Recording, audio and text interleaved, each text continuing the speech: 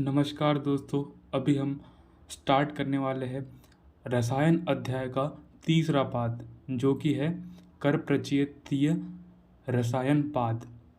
तो इसमें मैंने आपको पहले ही बताया था कि इसको हमें इसमें कि 16 योग का वर्णन किया गया है। 16 को कैसे याद कराया था आपको पता ही होगा। 16 संस्कार, जो कि कर कर मतलब होता है हाथ, और हाथ जोड़ना हमारे 16 संस्कार के अंदर आता है। तो इसमें टोटल 16 योग है। ये तो मैंने आपको बता दिया था। उसके नेक्स्ट लेक्चर में मैंने इसके आपको योग भी याद करवा दिए थे।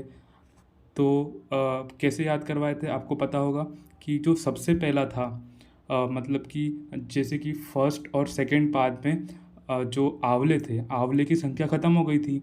तो अभी जो बचा था केवल आम्लक रसायन, केवल एक आंवला बचा था। तो इसमें केवल केवल आम्लक रसायन आएगा, और कढ़ाई से चिपका हुआ कुछ आंवला बचा था, तो आम्लक अयस ब्रह्म रसायन आएगा। तो मैंने देखो यहाँ पे आपको स्क्रीन पे दिख रहा होगा कि मैंने आपको याद करवाने के लिए आंवला आंवला की पिक्चर लगाई है। आयरन या फिर लोहा, अयस, जिसको कि आयुर्वेद में अयस कहा जाता है, वो लोहा है। अयस की पिक्चर लगाइए और ब्रह्मा जी की पिक्चर लगाइए। तो इससे आपको याद कर लेना है कि जो कर प्रचति अध्याय है, इसमें आम्लक अयस ब्रह्म रसायन है। जो फर्स्ट योग है वो है आम्लक अयस ब्रह्म रसायन। ठीक है, इतना याद हो गया। इसके बाद हम देखने वाले इसमें क्या क्या कंटेंट्स है। तो इसमें सबसे पहले हमें लेना है एक आड़क आम्लक चूर्ण। ये देखो यहाँ पर हमने सबसे पहले ले लिया एक आड़क आम्लक चूर्ण, जो श्रेष्ठ गुण वाले आंवले हैं, मतलब कि जिसमें गुण कर्म बहुत प्रॉपर तरीके से है, वो वाले एक आड़क आंवले का चूर्ण ले लेना है। ठीक है, एक आड़क आंवले का चूर्ण ले लिया। उसको फिर हमें क्या करना है, 21 बार आंवले की स्वरस से भावना देना है। 21 टाइम्स 21 बार आमलकी के ही स्वरस से उसको भावना दे देना है। ठीक है, इतना कर दिया आपने। उसमें आपको 1/8 भाग लोह चूर्ण को मिलाना है। तो सबसे पहले क्या करना है, आंवले का चूर्ण बनाना है आपको। जो श्रेष्ठ आंवले उसका चूर्ण बनाना है। उसको 21 बार 21 टाइम्स आमलकी के स्वरस से भावना देनी है। 21 बार भावना दे दी। उसमें उसके जो 1/8 भाग है, उसका जो 1/8 भाग है, उसमें हमें लोह भस्म मिलानी है, लोह चूर्ण मिलाना है। ठीक है, तो इस तरह से हम आम्लक अयस ब्रह्म रसायन बना लेंगे। आम्लक अयस ब्रह्म रसायन बन गया। अब इसको हमें सेवन किसके साथ करना है, मधु और घृत से इसको सेवन करना है। देखो मैंने यहाँ पे लिखा है, इसका अनुपान है मधु और घृत। इसको हमें मधु और घृत के साथ सेवन करना है। इसकी फलश्रुति में आ जाता है जरा व्याधि प्रशमनम बुद्धि इंद्रिय बल प्रदम। मतलब कि जरा मतलब कि जो बुढ़ापा होता है, बुढ़ापे को हरने वाला। व्याधि, कोई भी रोग वगैरह नहीं होगा, व्याधि का भी प्रशमन करेगा। और बुद्धि और इंद्रिय को बल प्रदान करेगा। बुद्धि मतलब आपकी जो मेधा है, स्मृति है, उसको बढ़ाएगा। और जो आपकी जो इंद्रिया है, मतलब कि जो आपकी कर्म इंद्रिया है या फिर ज्ञान इंद्रिया है, उनको बल प्रदान करेगा। मतलब कि वो अपने विषय को ग्रहण करने में समर्थ रहेंगे। इसके बाद आ जाता है केवल आम्लक रसायन। देखो मैंने आपके यहाँ पे पिक्चर भी एक लगाई है कि उसमें बस एक ही आंवला है। तो यहाँ पर थर्ड अध्याय में आते आते बस हमारे पास एक ही आंवला बचा है। तो केवल आम्लक रसायन, जो दूसरा योग है इसका, वो है केवल आम्लक रसायन।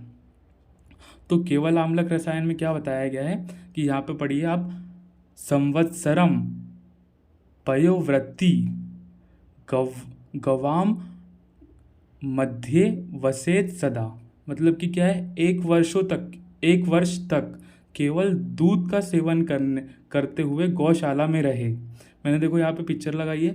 मतलब कि आपको क्या करना है, गौशाला में रहना है और सिर्फ दूध ही पीना है, कुछ नहीं खाना है, कुछ नहीं करना है। बस 1 साल तक के आपको गौशाला में रहना है और केवल दूध पीना है। मतलब गौ दूध जो होता है, बस वो उसका सेवन करना है। फिर 1 साल के बाद क्या करना है आपको, सीधे सीधे एक जो सीधा जो वृक्ष है आमलकी का, जो आंवले का वृक्ष है, उसके ऊपर चढ़ जाना है और उसके ऊपर के जो आंवले लगे, जो श्रेष्ठ आंवले है, उसको खाना है। योगक केवल आम्लक रसायन। ठीक है, एक बार मैं और रिपीट कर देता हूँ। केवल आम्लक रसायन में क्या है कि 1 वर्ष तक आपको गौशाला में रहना है और केवल दूध का ही सेवन करना है, केवल और केवल दूध का सेवन करना है। इसके बाद आपको सीधे सीधे जाना है और जो एक सीधा वाला जो इसका आमलकी का जो पेड़ है उसके ऊपर चढ़ के जो श्रेष्ठ आंवले है उसका सेवन करना है। बस इतना ही है केवल आम्लक रसायन। इसके बाद आ जाता है लोह रसायन। लोह रसायन में हमें बस इतना याद करना है कि इसके जो फायदे क्या क्या है, मतलब कि इसका जो सेवन कर लेता है, रसायन का जो सेवन कर लेता है उसमें क्या गुणों की वृद्धि हो जाती है। एक तो यशस्वी हो जाता है वो, मतलब कि उसको सिद्धि प्राप्त हो जाती है, यशस्वी हो जाता है। और मतलब कि सेकंड हो जाता है इसमें वाक सिद्ध, मतलब कि जो वो बोल देता है वो सच हो जाता है, वाक सिद्ध। उसके बाद है श्रुतधारी। श्रुतधारी मतलब जो सुन लेता है उसको वो कभी नहीं भूलता, श्रुतधारी जिसको बोलते हैं। और उसकी मेधा मेधा का वर्धन हो जाता है, मतलब कि वो बहुत इंटेलिजेंट हो जाता है। ये है लोह रसायन के लाभ। एक और बार रिपीट कर देता हूँ मैं। जो लोह रसायन का सेवन करता है वो यशस्वी हो जाता है, यशस्वी। वाक सिद्धि, जो वो बोलता है वो सच होता है हमेशा, मतलब कि उसकी वाणी में इतना पावर रहता है कि जो बोल देगा वही सच हो जाता है। और एक बार जो सुन लेगा, श्रुतधारी मतलब एक बार जिसने कुछ सुन लिया तो उसे ज़िंदगी भर नहीं भूलेगा, हमेशा के लिए उसे याद रह जाएगा। ठीक है, ये है लोह रसायन। इसके बाद आ जाता है ऐंद्र रसायन। ऐंद्र रसायन में एक बहुत इंपॉर्टेंट क्वेश्चन आता है। इसका जो श्लोक है वो है परम ओजस्करम चैतत सिद्ध ऐंड रसायनम। मतलब कि जो ऐंड रसायन है वो परम ओजस्कर है। ऐंड रसायन जो है, ऐंद्र रसायन जो है वो परम ओजस्कर है। और जो स्नान है, स्नान के लिए जो चरक संहिता में आया है वो ओजस्करम परम है, ओजस्करम परम। ठीक है, तो हम इसे ऐसे याद कर सकते हैं कि जो रसायन होता है, रसायन हमारे लिए ज़्यादा परम है, मतलब कि वो ज़्यादा हमारे लिए इम्पोर्टेंट है। रसायन जो है वो ज़्यादा इम्पोर्टेंट है एज़ कम्पेयर टू स्नान।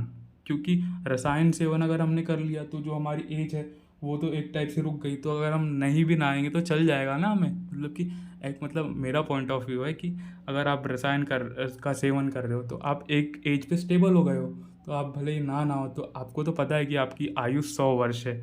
तो ये एक ट्रिक से याद कर सकते हैं कि वो ज़्यादा परम है, मतलब कि तो इसमें जो है ऐंद्र रसायन में जो परम शब्द है वो पहले आता है। परम जो है वो पहले आता है ऐंद्र रसायन में। स्नान में क्या है, ओजस करम परम। स्नान में परम बाद में आता है। परम मतलब इम्पोर्टेंट बोल सकते हैं, जो ज़्यादा इम्पोर्टेंस रखे। तो जो परम ओजस करम है वो ऐंद्र रसायन का है, और ओजस करम परम है वो स्नान में आता है। ठीक है, ये देखो मैंने जो ज़्यादा इम्पोर्टेंट है उसके लिए सिंबल बना के रखा है यहाँ पे। तो जो रसायन का जो सेवन कर रही है ये लड़की, ये ज़्यादा इम्पोर्टेंट है, वो परम ओजस्करम है।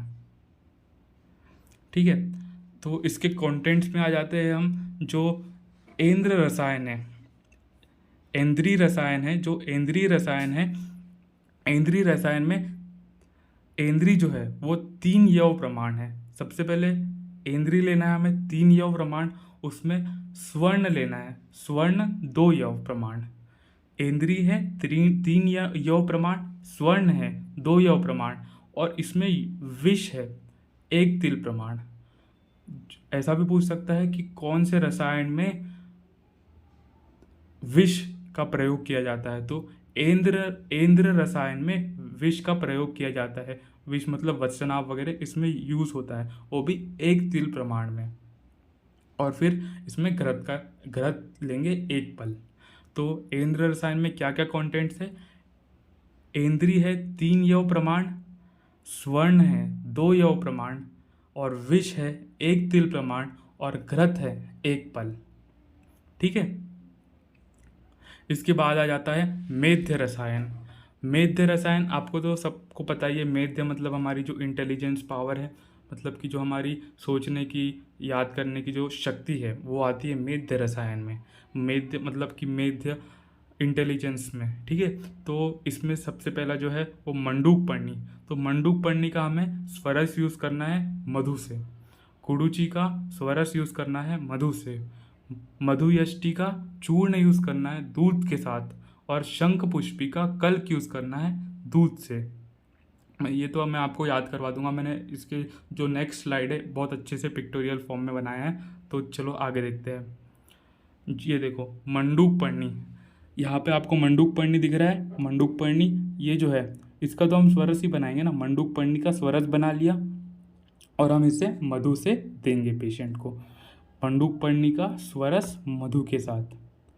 जो नेक्स्ट स्लाइड है इसमें है गुडुची का भी स्वरस ही यूज़ होगा, गुडुची का स्वरस मधु के साथ। जो स्वरस है ना ये मधु के साथ ही देना, जैसे कि मंडूक पढ़नी का स्वरस है ये मधु के साथ दे दिया हमने, गुडुची का स्वरस है ये भी मधु के साथ दे दिया। इसके बाद जो मधुयष्टि है, मधुयष्टि में क्या है, चूर्ण है, मधुयष्टि का क्या यूज़ करेंगे हम, चूर्ण। तो जो चूर्ण है वो हमें दूध में घोलना पड़ेगा। आपने देखा होगा जो चूर्ण जितने भी होते हैं हम दूध में घोल के पीते हैं, तो जो मधुयष्टि है उसका चूर्ण जो है वो दूध के साथ, शहद में तो घुलेगा नहीं, इसलिए हम मधुयष्टि का जो चूर्ण है वो दूध से देंगे। इसके बाद आ जाता है शंख पुष्पी। शंख पुष्पी का जो कल्क है, शंख पुष्पी का क्या यूज़ करेंगे हम, कल्क, वो भी हम दूध के साथ देंगे। शंख पुष्पी का जो कल्क है वो भी दूध के साथ देंगे, तो दूध में ही मिलेगा वो भी, शंख पुष्पी का कल्क है वो भी दूध में ही देंगे। और श्रेष्ठ मेध्य रसायन जो है वो शंख पुष्पी है। शंख पुष्पी का जो कल्क है वो श्रेष्ठ मेध्य रसायन है। ये भी बहुत इंपॉर्टेंट क्वेश्चन है, जो श्रेष्ठ मेध्य रसायन है वो शंख पुष्पी है। अब आ जाते हैं हम पिप्पली रसायन पे। जो पिप्पली रसायन है, पिप्पली रसायन में एक बहुत अच्छा श्लोक आया है, पिप्पल्यस्य किंशुक क्षार भाविता घृत भर्जिता। मतलब कि जो इसको हमें इसकी बनाने की, मतलब कि जिसको रसायन का सेवन करना है उसमें सबसे पहले हमें क्या करना है, जो पिप्पली है इसमें जो पलाश की जो छार जल में पिप्पली को भावित कर गोघृत से भूंजने के पश्चात उसमें चूर्ण को मधु और घृत के साथ सेवन कराएं। मतलब क्या करना है, सबसे पहले जो पलाश का जो छार जल है, पलाश का जो छार जल हमने बना लिया, पलाश का ये देखो मैंने आपकी पिक्चर लगाई है, जो पलाश का जो प्लांट है इसका हमने छार जल बना लिया। उसके अंदर पिप्पली डालना है, पिप्पली डाल दी हमने, पलाश के छार जल में पिप्पली डाल दी, फिर उसको हमने गोघृत से भूंज लिया। तो इस तरह से हमने पिप्पली रसायन को बना लिया। और इसको हमें किसके साथ सेवन करना है, मधु और घी के साथ इसे हमें सेवन करना है। एक बार और बता देता हूँ, पलाश के छार जल में हमने पिप्पली को भावित कर लिया, मतलब कि इसको पिप्पली को भावना दे दी, ठीक है। उसके बाद हमने क्या किया, उसको गोघृत में भूंज लिया, देखो यहाँ पे मैंने पिक्चर लगाई है, गोघृत में भूंज लिया। फिर उसका हमने चूर्ण बना लिया, उसके चूर्ण को हमने मधु और या फिर घृत के साथ सेवन किया, ठीक है। ये हो गया पिप्पली रसायन। इसके बाद आ जाता है इसके उपयोग में। तो इसका जो उपयोग है, इससे हम काय में उपयोग करेंगे, अर्श, ग्रहणी दोष, पांडु, विषम ज्वर, वैवर्ण्य, पीनस, शोफ, गुल्म और वात बलासक ज्वर। मैंने पिछले वीडियो लेक्चर में ये भी बताया था, जो हरितिकी है वो भी इसके सिमिलर ही है। देखो हरितिकी में देखना आप कि उसका उपयोग क्या करते हैं, अर्श, ग्रहणी दोष, पांडु नहीं आता है उसमें, विषम ज्वर ये सब आते हैं, लेकिन उसमें वात बलासक ज्वर नहीं आता। ये स्पेशल क्वेश्चन बन सकता है। जो वात बलासक ज्वर है जो वात बलासक ज्वर है वो पिप्पली रसायन के उसमें उपयोग में आता है, ठीक है। उसके बाद आ जाता है इसका जो प्रयोग काल है। पिप्पली रसायन का जो प्रयोग काल कैसे करना है, हमें प्रयोग कैसे करना है, जो इसका हम 3 पिप्पली का यूज़ करना है। जो 3 पिप्पली यूज़ करना है, प्रातःकाल, ये देखो मैंने फोटो लगा के रखी है। प्रातःकाल सुबह उठ के मतलब कि बिना कुछ खाए पिए 3 पिप्पली का सेवन कर लेना है। ये हो गई, 3 पिप्पली खा ली हमने सुबह प्रातःकाल। कुछ भी नहीं खाया था तब हमने 3 पिप्पली का सेवन कर लिया। अब क्या करना है, भोजन के पूर्व 3 पिप्पली खानी है, भोजन के पहले 3 पिप्पली खा ली, भोजन के पूर्व 3 पिप्पली, और भोजन के पश्चात 3 पिप्पली का सेवन करें। ये देखो, इसलिए मैंने यहाँ पे जो पिप्पली है ना इसका फोटो पहले लगाया है। तो भोजन के पहले हमें 3 पिप्पली खानी और भोजन के बाद में हमें 3 पिप्पली खानी है। तो इस प्रकार से एक बार और देख लेते हैं हम प्रयोग काल कैसे करना है। प्रयोग काल में क्या क्या है इसके, प्रातः काल 3 पिप्पली खानी है, मतलब बिना कुछ खाए पिए 3 पिप्पली खा लेनी है। भोजन के पहले 3 पिप्पली खानी और भोजन के बाद में 3 पिप्पली खानी है। तो यह हो गया इसके प्रयोग काल में। बस, थैंक यू, हो गया। इसके बाद हम पढ़ने वाले हैं वर्धमान पिप्पली रसायन। तो नेक्स्ट लेक्चर में आप वर्धमान पिप्पली रसायन से स्टार्ट करेंगे और नेक्स्ट लेक्चर में शिलाजतु रसायन भी पढ़ेंगे। Okay, thank you.